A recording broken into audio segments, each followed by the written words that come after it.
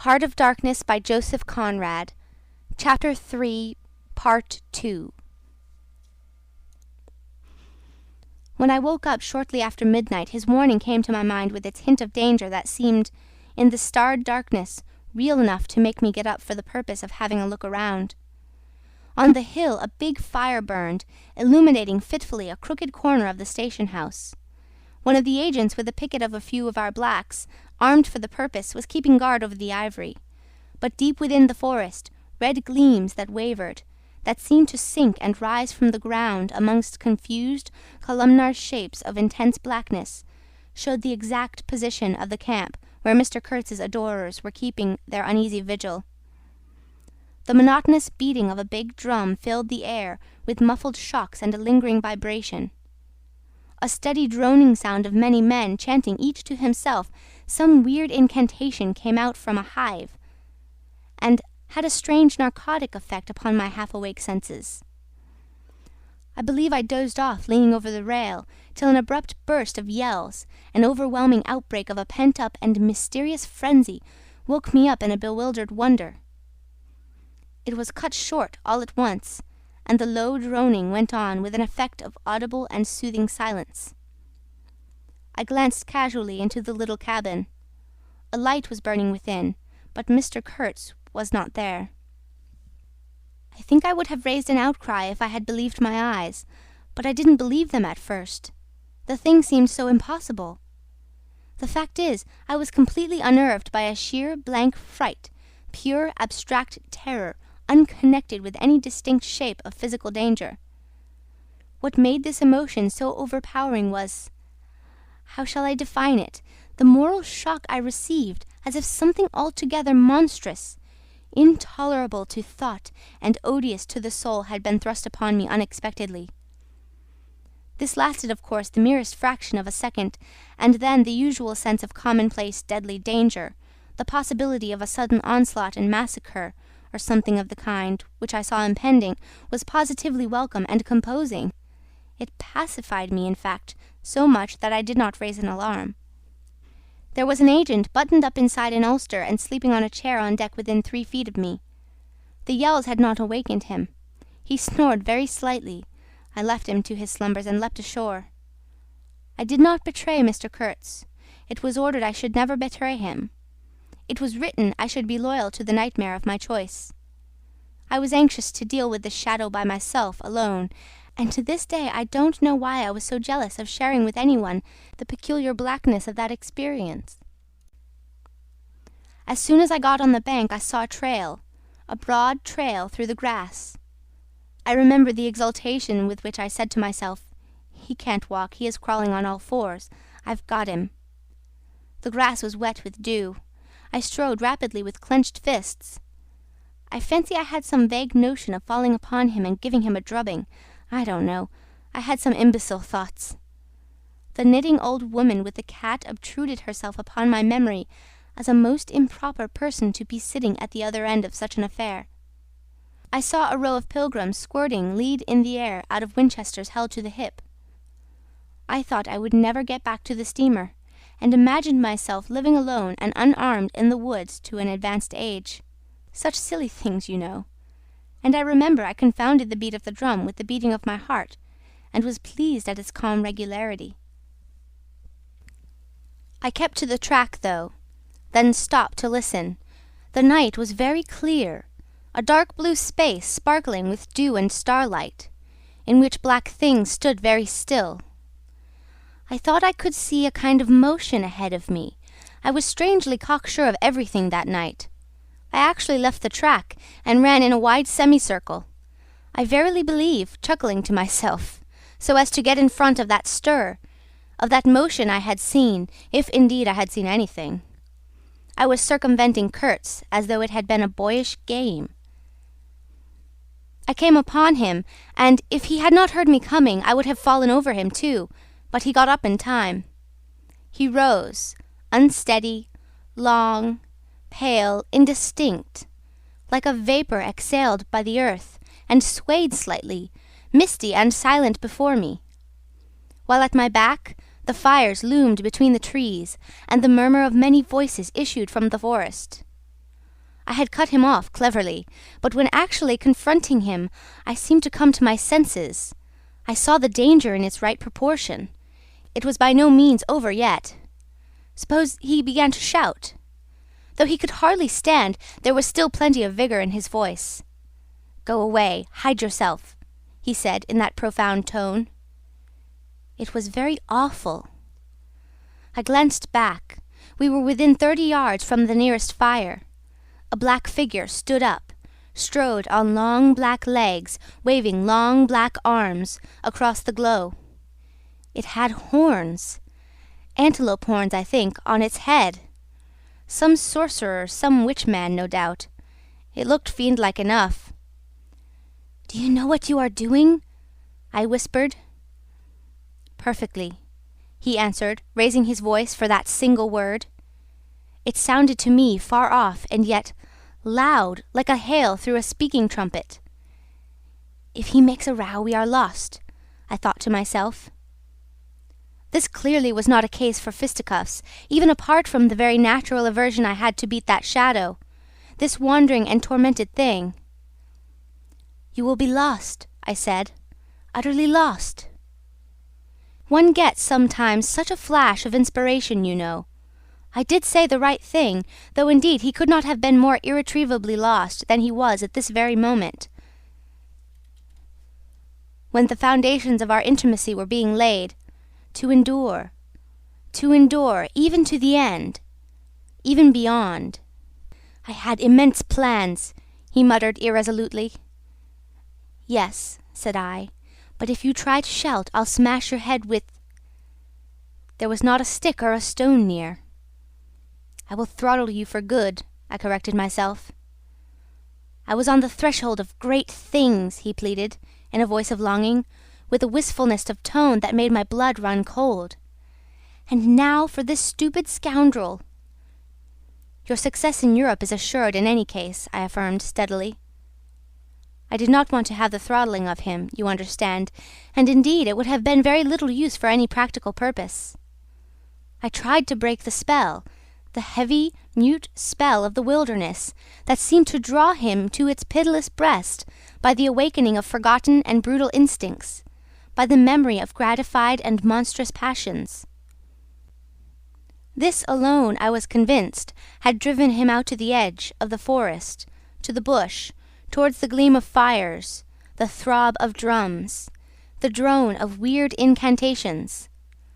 This alone had beguiled his unlawful soul beyond the bounds of permitted aspirations. And don't you see, the terror of the position was not in being knocked on the head, although I had a very lively sense of that danger too, but in this, that I had to deal with a being to whom I could not appeal in the name of anything high or low.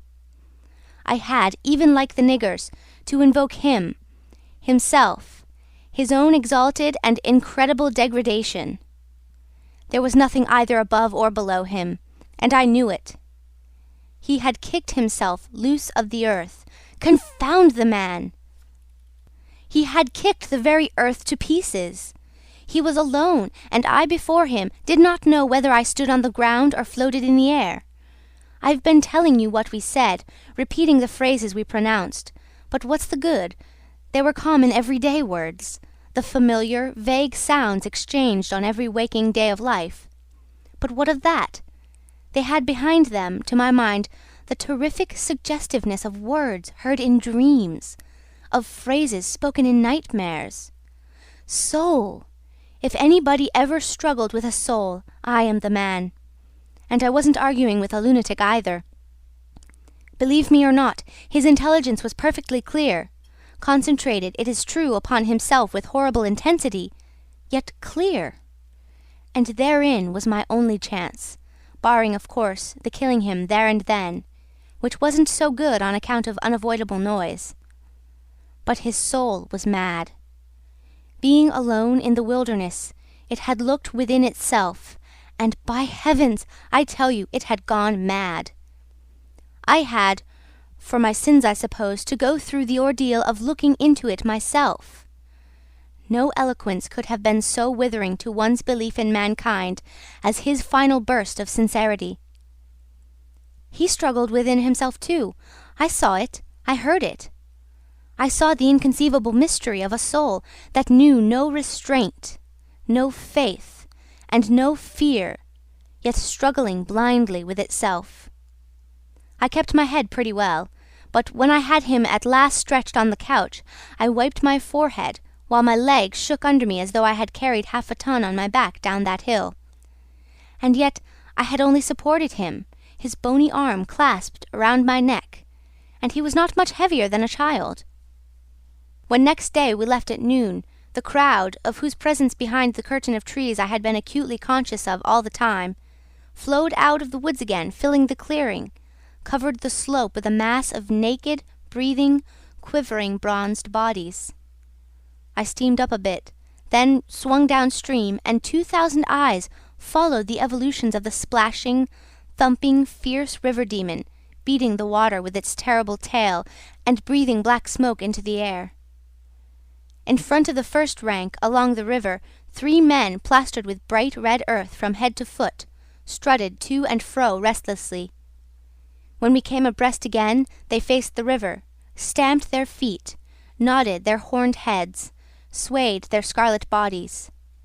They shook towards the fierce river demon a bunch of black feathers, a mangy skin with a pendant tail, something that looked like a dried gourd. They shouted periodically together strings of amazing words that resembled no sounds of human language. And the deep murmurs of the crowd, interrupted suddenly, were like the responses of some satanic litany. We had carried Kurtz into the pilot-house. There was more air there. Lying on the couch, he stared through the open shutter. There was an eddy on the mass of human bodies, and the woman with helmeted head and tawny cheeks rushed out to the very brink of the stream. She put out her hands, shouting something, and all that wild mob took up the shout in a roaring chorus of articulated, rapid, breathless utterance. "Do you understand this?" I asked. He kept on looking out past me with fiery, longing eyes, with a mingled expression of wistfulness and hate. He made no answer, but I saw a smile of indefinable meaning, appear on his colourless lips that a moment after twitched convulsively. "Do I not?" he said slowly, gasping, as if the words had been torn out of him by a supernatural power. I pulled the string of the whistle, and I did this because I saw the pilgrims on deck getting out their rifles with an air of anticipating a jolly lark. At the sudden screech, there was a movement of abject terror through that wedged mass of bodies. Don't you frighten them away," cried someone on deck disconsolately. I pulled the string time after time. They broke and ran, they leaped, they crouched, they swerved, they dodged the flying terror of the sound. The 3 red chaps had fallen flat, face down on the shore, as though they had been shot dead. Only the barbarous and superb woman did not so much as flinch, and stretched tragically her bare arms after us over the sombre and glittering river. And then that imbecile crowd down on the deck started their little fun, and I could see nothing more for smoke.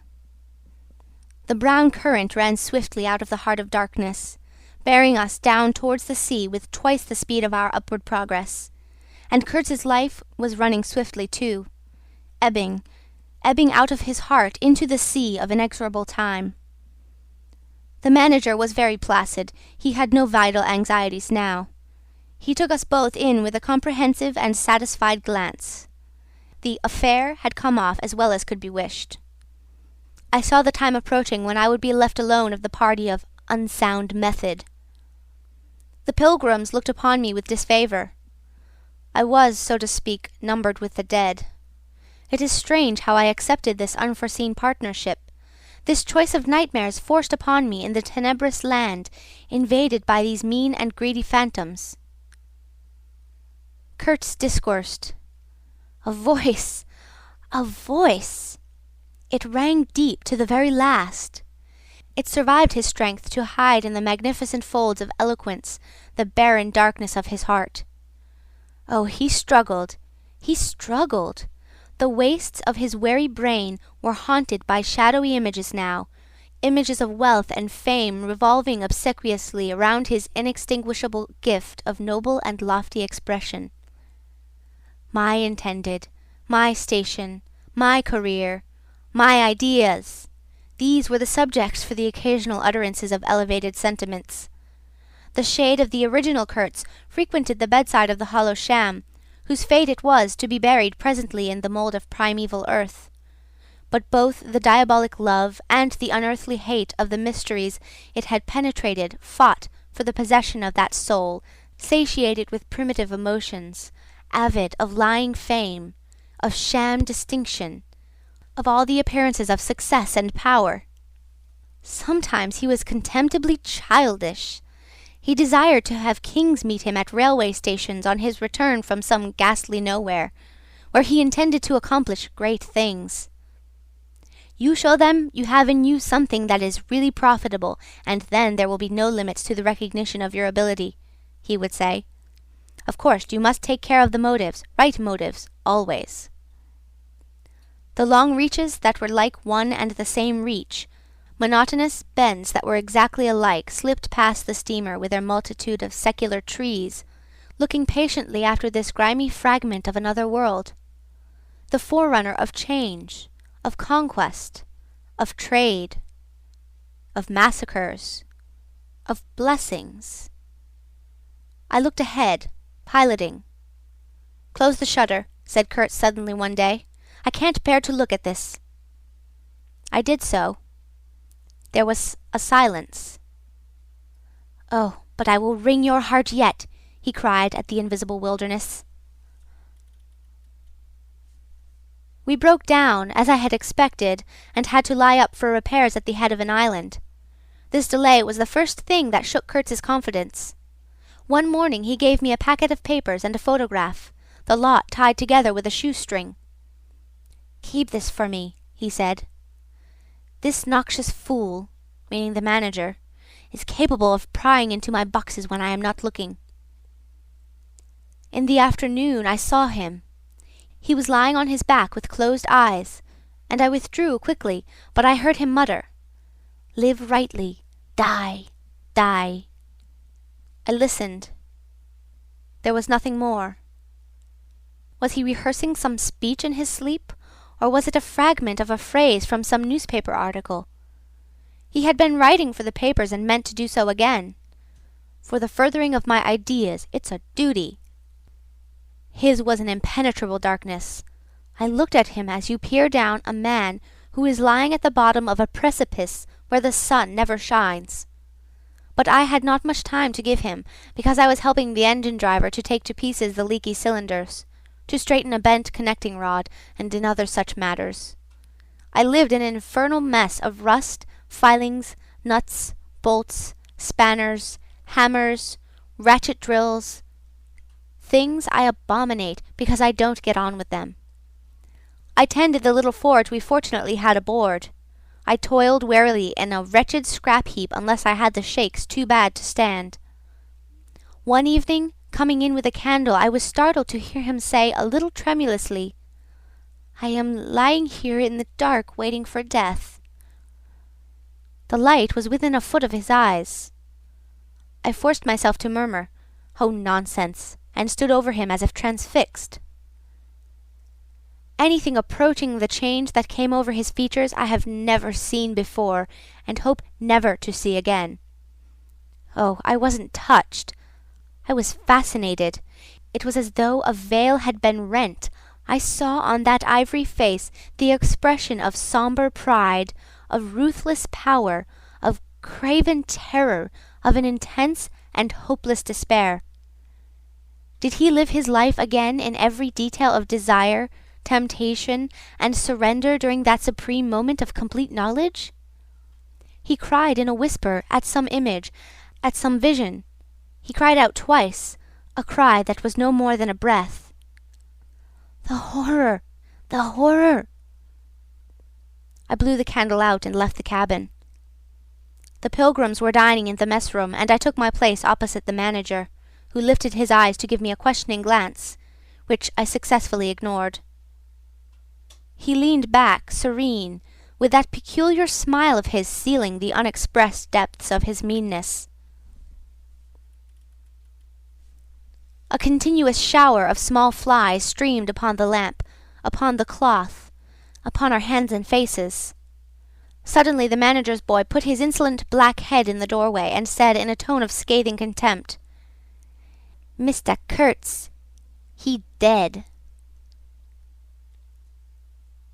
All the pilgrims rushed out to see. I remained and went on with my dinner. I believe I was considered brutally callous. However, I did not eat much. There was a lamp in there. Light, you don't know, and outside it was so beastly dark. I went no more near the remarkable man who had pronounced a judgment upon the adventures of his soul on this earth. The voice was gone. What else had been there? But I am of course aware that next day the pilgrims buried something in a muddy hole. And then they very nearly buried me. However, as you see, I did not go to join Kurtz there and then. I did not. I remained to dream the nightmare out to the end, and to show my loyalty to Kurtz once more. Destiny, my destiny.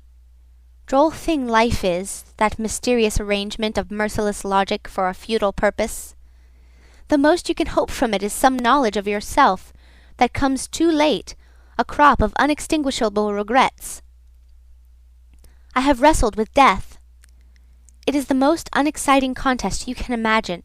It takes place in an impalpable greyness, with nothing underfoot, with nothing around, without spectators, without clamour, without glory, without the great desire of victory, without the great fear of defeat, in a sickly atmosphere of tepid scepticism, without much belief in your own right, and still less in that of your adversary. If such is the form of ultimate wisdom, then life is a greater riddle than some of us think it to be. I was within a hair's breadth of the last opportunity for pronouncement, and I found with humiliation that probably I would have nothing to say. This is the reason why I affirm that Kurtz was a remarkable man. He had something to say. He said it. Since I had peeped over the edge myself, I understood better the meaning of his stare, that could not see the flame of the candle, but was wide enough to embrace the whole universe, piercing enough to penetrate all the hearts that beat in the darkness. He had summed up. He had judged. The horror! He was a remarkable man. After all, this was the expression of some sort of belief. It had candour. It had conviction. It had a vibrating note of revolt in its whisper. It had the appalling face of a glimpsed truth, the strange commingling of desire and hate. And it is not my own extremity I remember best. A vision of greyness without form, filled with physical pain, and a careless contempt for the evanescence of all things, even of this pain itself.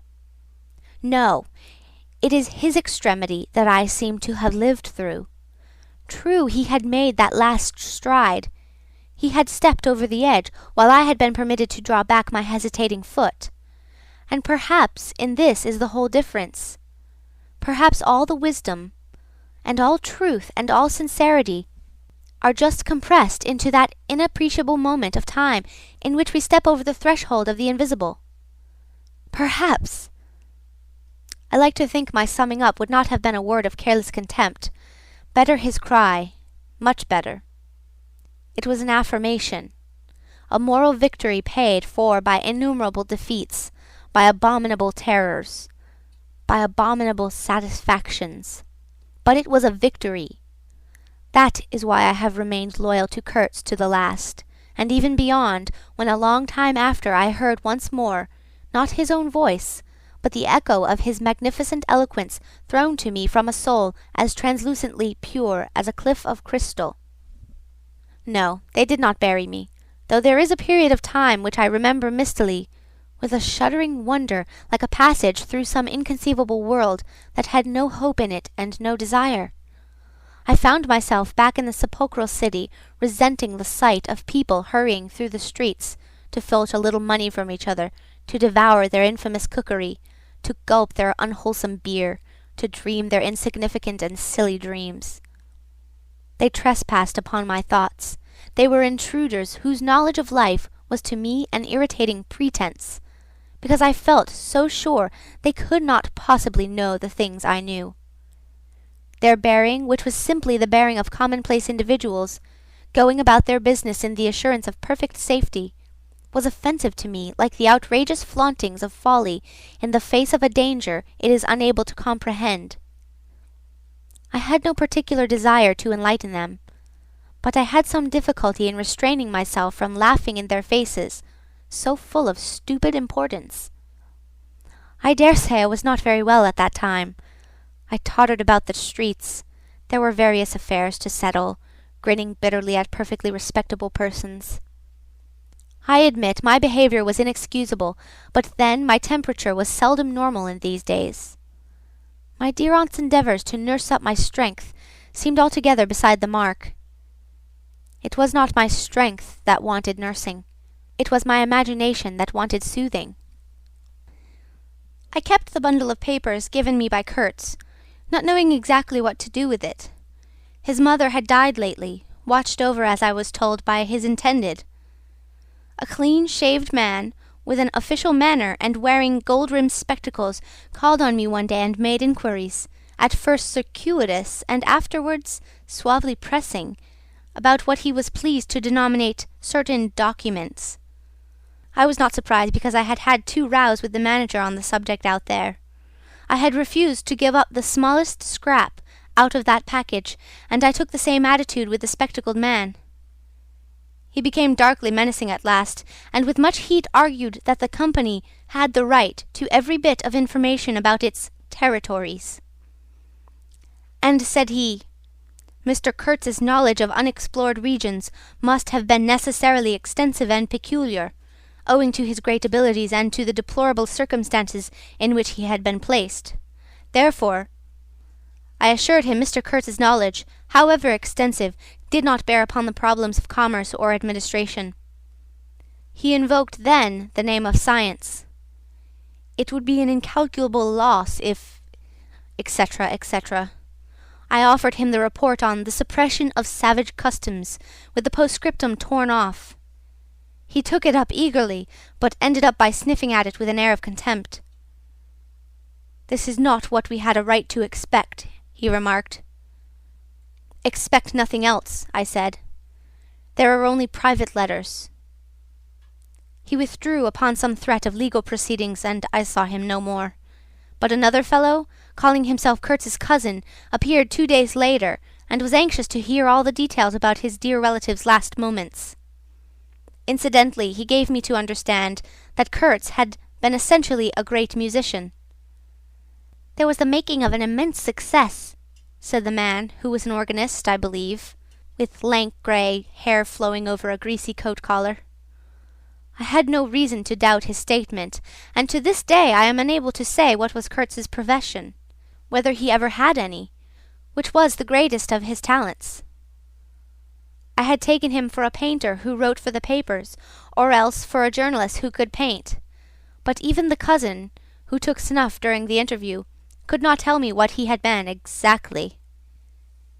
He was a universal genius. On that point I agreed with the old chap, who thereupon blew his nose noisily into a large cotton handkerchief, and withdrew in senile agitation, bearing off some family letters and memoranda without importance. Ultimately, a journalist, anxious to know something of the fate of his dear colleague, turned up.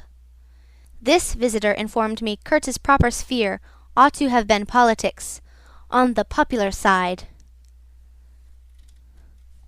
He had furry, straight eyebrows, bristly hair cropped short, an eyeglass on a broad ribbon, and, becoming expansive, confessed his opinion that Kurtz really couldn't write a bit. But heavens, how that man could talk! He electrified large meetings. He had faith. Don't you see? He had the faith. He could get himself to believe anything, anything. He would have been a splendid leader of an extreme party. "What party?" I asked. "Any party," answered the other. "He was an extremist." Did I not think so? I assented. Did I know, he asked, with a sudden flash of curiosity, what it was that had induced him to go out there? Yes, said I, and forthwith handed him the famous report for publication, if he thought fit. He glanced through it hurriedly, mumbling all the time, judged it would do, and took himself off with this plunder. Thus I was left at last with a slim packet of letters and the girl's portrait. She struck me as beautiful. I mean, she had a beautiful expression. I know that the sunlight can be made to lie, too, yet one felt that no manipulation of light and pose could have conveyed the delicate shade of truthfulness upon those features. She seemed ready to listen without mental reservation, without suspicion, without a thought for herself. I concluded I would go and give her back her portrait and those letters myself. Curiosity? Yes, and also some other feeling, perhaps. All that had been Kurtz's had passed out of my hands. His soul, his body, his station, his plans, his ivory, his career. There remained only his memory and his intended. And I wanted to give that up too, to the past in a way, to surrender personally all that remained of him with me to that oblivion which is the last word of our common fate. I don't defend myself. I had no clear perception of what it was I really wanted. Perhaps it was an impulse of unconscious loyalty, or the fulfillment of one of those ironic necessities that lurk in the facts of human existence. I don't know. I can't tell. But I went. I thought his memory was like the other memories of the dead that accumulate in every man's life. A vague impress on the brain of shadows that had fallen on it in their swift and final passage. But before the high and ponderous door, between the tall houses of a street as still and decorous as a well-kept alley in a cemetery, I had a vision of him on a stretcher, opening his mouth voraciously, as if to devour all the earth with all its mankind. He lived then before me. He lived as much as he had ever lived, a shadow insatiable of splendid appearances, of frightful realities, a shadow darker than the shadow of the night, and draped nobly in the folds of a gorgeous eloquence. The vision seemed to enter the house with me, the stretcher, the phantom-bearers, the wild crowd of obedient worshippers, the gloom of the forest, the glitter of the reach between the murky bends, the beat of the drum, regular and muffled like the beating of a heart, the heart of a conquering darkness.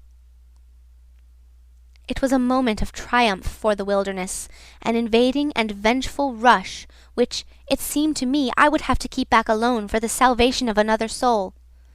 And the memory of what I had heard him say afar there, with the horned shapes stirring at my back in the glow of fires, within the patient woods, those broken phrases came back to me, were heard again in their ominous and terrifying simplicity. I remembered his abject pleading, his abject threats, the colossal scale of his vile desires, the meanness, the torment, the tempestuous anguish of his soul. And later on I seemed to see his collected languid manner when he said one day, "This lot of ivory now is really mine. The company did not pay for it. I collected it myself at a very great personal risk. I am afraid they will try to claim it as theirs, though." It is a difficult case. What do you think I ought to do? Resist? Eh? I want no more than justice. He wanted no more than justice. No more than justice. I rang the bell before a mahogany door on the first floor, and while I waited, he seemed to stare at me out of the glassy panel. Stare with that wide and immense stare embracing, condemning, loathing all the universe. I seemed to hear the whispered cry, "The horror! The horror!" The dusk was falling. I had to wait in a lofty drawing-room with 3 long windows from floor to ceiling that were like 3 luminous and bedraped columns. The bent gilt legs and backs of the furniture shone in indistinct curves. The tall marble fireplace had a cold and monumental whiteness. A grand piano stood massively in a corner, with dark gleams on the flat surfaces, like a sombre and polished sarcophagus. A high door opened, closed. I rose. She came forward, all in black, with a pale head, floating towards me in the dusk. She was in mourning. It was more than a year since his death, more than a year since the news came. She seemed as though she would remember and mourn forever. She took both my hands in hers and murmured, "I had heard you were coming." I noticed she was not very young, I mean not girlish. She had a mature capacity for fidelity, for belief, for suffering. The room seemed to have grown darker, as if all the sad light of the cloudy evening had taken refuge on her forehead. This fair hair, this pale visage, this pure brow seemed surrounded by an ashy halo from which the dark eyes looked out at me. Their glance was guileless, profound, confident, and trustful. She carried her sorrowful head as though she were proud of that sorrow, as though she would say, I alone know how to mourn for him as he deserves." But while we were still shaking hands, such a look of awful desolation came upon her face that I perceived she was one of those creatures that are not the playthings of time. For her, he had died only yesterday, and by Jove, the impression was so powerful that for me too, he seemed to have died only yesterday. Nay, this very minute. I saw her and him in the same instant of time. His death and her sorrow. I saw her sorrow in the very moment of his death. Do you understand? I saw them together. I heard them together. She had said, with a deep catch of the breath, "I have survived," while my strained ears seemed to hear distinctly, mingled with her tone of despairing regret, the summing up whisper of his eternal condemnation. I asked myself what I was doing there, with a sensation of panic in my heart, as though I had blundered into a place of cruel and absurd mysteries, not fit for a human being to behold. She motioned me to a chair. We sat down. I laid the packet gently on the little table, and she put her hand over it. "You knew him well," she murmured, after a moment of mourning silence. "Intimacy grows quickly out there," I said. "I knew him as well as it is possible for one man to know another." "And you admired him," she said. "It was impossible to know him and not to admire him, was it?" "He was a remarkable man," I said unsteadily. Then, before the appealing fixity of her gaze, that seemed to watch for more words on my lips, I went on. "It was impossible not to." "Love him," she finished eagerly, silencing me into an appalled dumbness. "How true, how true! But when you think that no one knew him so well as I had all his noble confidence. I knew him best." "You knew him best," I repeated. And perhaps she did. But with every word spoken, the room was growing darker, and only her forehead, smooth and white, remained illumined by the inextinguishable light of belief and love. "You were his friend," she went on. "His friend," she repeated, a little louder. "You must have been if he had given you this and sent you to me. I feel I can speak to you, and oh, I must speak. I want you who have heard his last words, to know I have been worthy of him. It is not pride. Yes, I am proud to know I understood him better than anyone on earth. He told me so himself. And since his mother died, I have had no one to... I listened. The darkness deepened. I was not even sure whether he had given me the right bundle. I rather suspect he wanted me to take care of another batch of his papers which, after his death, I saw the manager examining under the lamp. And the girl talked, easing her pain in the certitude of my sympathy. She talked as thirsty men drink. I had heard that her engagement with Kurtz had been disapproved by her people. He wasn't rich enough or something, and indeed I don't know whether he had not been a pauper all his life. He had given me some reason to infer that it was his impatience of comparative poverty that drove him out there. Who was not his friend who had heard him speak once, she was saying. He drew men towards him by what was best in them. She looked at me with intensity. It is the gift of the great, she went on, and the sound of her low voice seemed to have the accompaniment of all the other sounds, full of mystery, desolation, and sorrow, I had ever heard. The ripple of the river, the soughing of the trees swayed by the wind, the murmurs of the crowds, the faint ring of incomprehensible words cried from afar, the whisper of a voice speaking from beyond the threshold of an eternal darkness. "But you have heard him, you know," she cried. "Yes, I know," I said with something like despair in my heart, but bowing my head before the faith that was in her, before that great and saving illusion that shone with an unearthly glow in the darkness, in the triumphant darkness from which I could not have defended her, from which I could not even defend myself. "What a loss to me, to us," she corrected herself with beautiful generosity, then added in a murmur, "to the world." By the last gleams of twilight I could see the glitter of her eyes, full of tears that would not fall. "I have been very happy, very fortunate, very proud," she went on.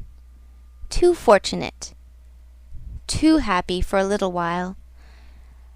And now I am unhappy for life." She stood up. Her fair hair seemed to catch all the remaining light in a glimmer of gold. I rose, too. "And all of this," she went on mournfully, "all of his promise, and all of his greatness, of his generous mind, of his noble heart, nothing remains, nothing but a memory. You and I—" "We shall always remember him," I said hastily. "No," she cried. "It is impossible that all this should be lost, that such a life should be sacrificed to leave nothing but sorrow. You know what vast plans he had. I knew of them too. I could not perhaps understand, but others knew of them. Something must remain. His words, at least, have not died." "His words will remain," I said. "And his example," she whispered to herself. "Men looked up to him. His goodness shone in every act." "His example, true," I said. "His example, too. Yes, his example, I forgot that." "But I do not. I cannot believe, not yet. I cannot believe that I shall never see him again, that nobody will see him again. Never, never, never." She put out her arms as if after a retreating figure, stretching them back with clasped, pale hands across the fading and narrow sheen of the window. Never see him! I saw him clearly enough then. I shall see this eloquent phantom as long as I live, and I shall see her, too, a tragic and familiar shade, resembling in this gesture another one, tragic also, and bedecked with powerless charms, stretching bare brown arms over the glitter of the infernal stream, the stream of darkness. She said suddenly, very low, "He died as he lived."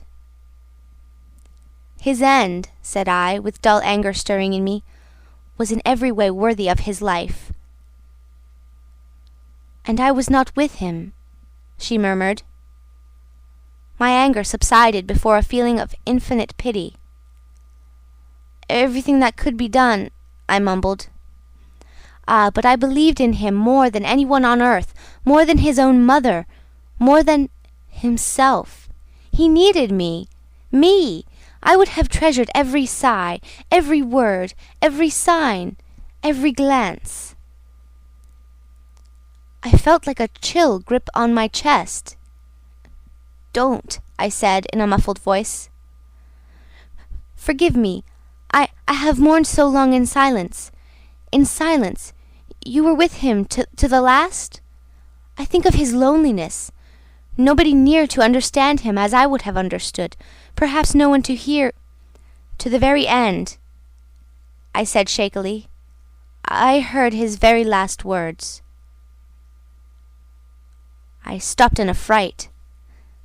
"Repeat them," she murmured in a heartbroken tone.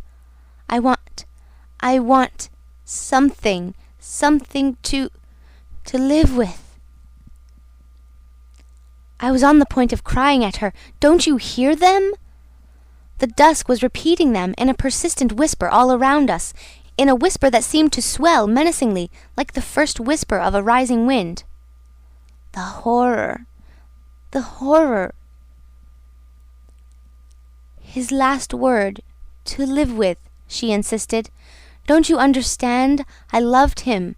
I loved him. I loved him."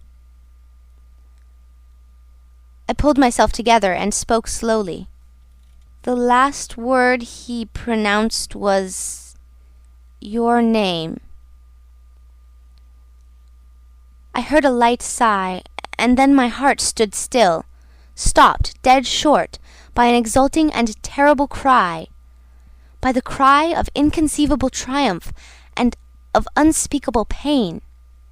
I knew it. I was sure. She knew. She was sure. I heard her weeping. She had hidden her face in her hands. It seemed to me that the house would collapse before I could escape, that the heavens would fall upon my head. But nothing happened. The heavens did not fall for such a trifle. Would they have fallen, I wonder, if I had rendered Kurtz that justice which was his due? Hadn't he said he wanted only justice? But I couldn't. I could not tell her. It would have been too dark altogether.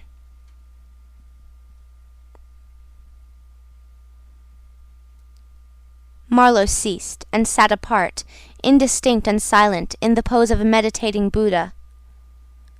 Nobody moved for a time. "We have lost the first of the ebb," said the director suddenly. I raised my head. The offing was barred by a black bank of clouds, and the tranquil waterway leading to the uttermost ends of the earth flowed sombre under an overcast sky, seemed to lead into the heart of an immense darkness.